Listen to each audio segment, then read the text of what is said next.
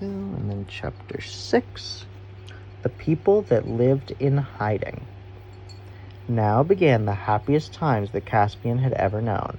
On a fine summer morning, when the dew lay on the grass, he set off with the badger and the 2 dwarfs up through the forests to a high saddle in the mountains and down into their sunny southern slopes, where one looked across the green holds of Archenland.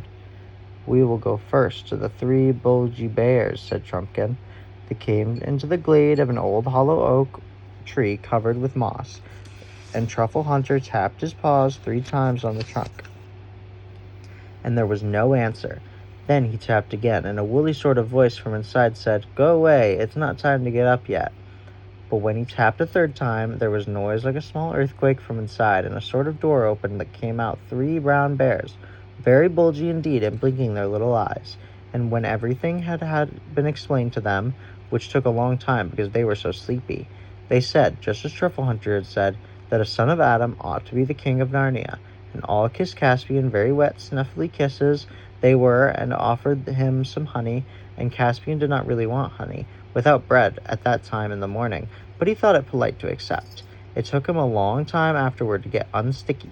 After that, they went on till they came among tall trees, and Truffle Hunter called out, "Patterwig, Patterwig, Patterwig," and almost at once, bounding down from a branch, till he was just above their heads, came the most magnificent red squirrel that Caspian had ever seen.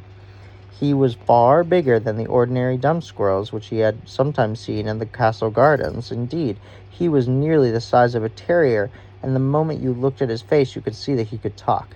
Indeed, the difficulty was to get him to stop talking, for like all squirrels, he was a chatterer.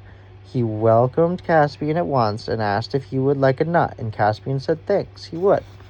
But as Peterwig went bounding away to fetch it, Truffle Hunter whispered to Caspian's ear, "Don't look the other way. It's very bad manners among squirrels to watch anyone going to his store, or to look as if he wanted to know where it was."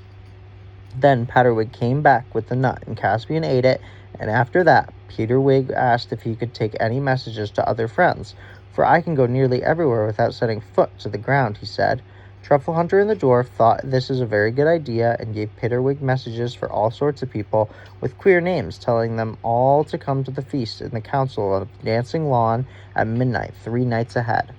"And you'd better tell the 3 bulges, too," added Trumpkin. "We forgot to mention it to them." Their next visit was to the 7 brothers of Shuddering Wood. Trumpkin led the way back to the saddle, and then down the eastward on the northern slope of the mountains till they came to a very solemn place among rocks and fir trees. They went very quietly and presently Caspian could feel the ground shake under his feet, as if someone was hammering down below. Trumpkin went to a flat stone about the size of the top of the water butt, and stamped on it with his foot.